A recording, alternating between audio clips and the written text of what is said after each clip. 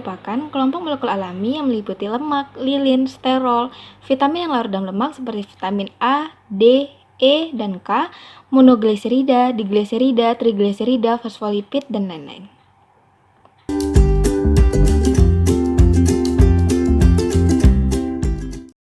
Baiklah, di sini saya akan menjelaskan tentang uji kelarutan lipid, yaitu dengan cara menyiapkan 5 buah tabung reaksi yang berisi dengan 1 mili air suling atau aqueous, 1 mili alkohol 96%, 1 mili larutan kloroform, 1 mili larutan N-heksan atau ether, dan 1 mili larutan Na2CO3 0,5%.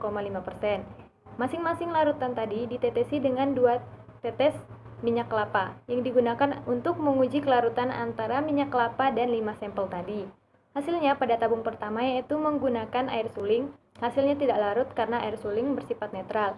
Pada tabung kedua menggunakan alkohol 96% juga tidak larut karena alkohol bersifat polar sedangkan minyak kelapa bersifat nonpolar. Hal itu karena prinsip like disolve, yaitu senyawa hanya larut dalam larutan sejenis. Pada tabung ketiga dengan menggunakan N-heksan, hasilnya larut karena N-heksan dan minyak kelapa sama-sama bersifat nonpolar. Pada tabung keempat yaitu menggunakan kloroform, hasilnya juga sama larut karena larutan kloroform dan larutan minyak kelapa sama-sama bersifat nonpolar. Pada tabung kelima menggunakan larutan Na2CO3 yaitu hasilnya membentuk emulsi.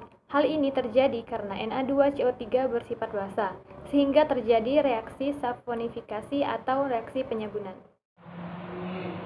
Uji keasaman minyak.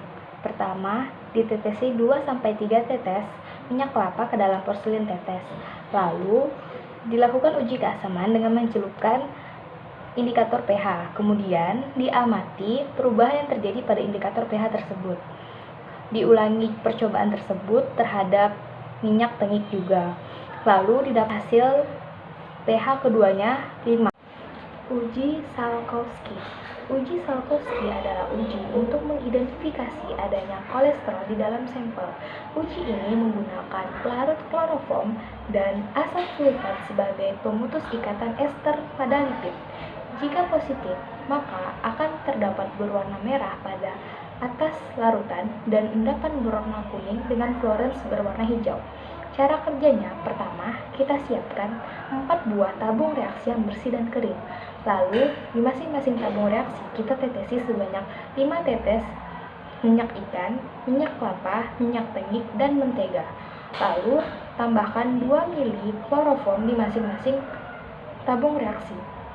Kemudian, kita tambahkan asam sulfat sebanyak 10 tetes ke dalam tabung reaksi tersebut.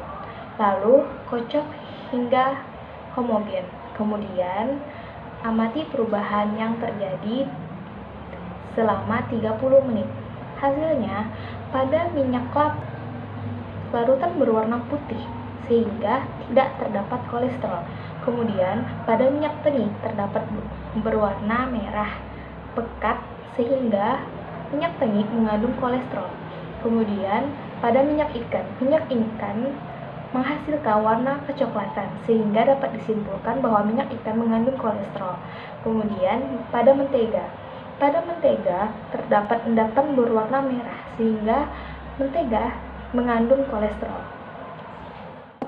Baiklah, di sini saya akan menjelaskan tentang uji Lieberman-Bucher. Pertama, siapkan 3 tabung reaksi. Masing-masing tabung reaksi diisi dengan 5 tetes minyak kelapa, 5 tetes minyak ikan, dan 5 tetes kolesterol 0,5%. Lalu tambahkan kloroform 2 mili. Alasan penambahan kloroform ialah sebagai pelarut karena bersifat nonpolar.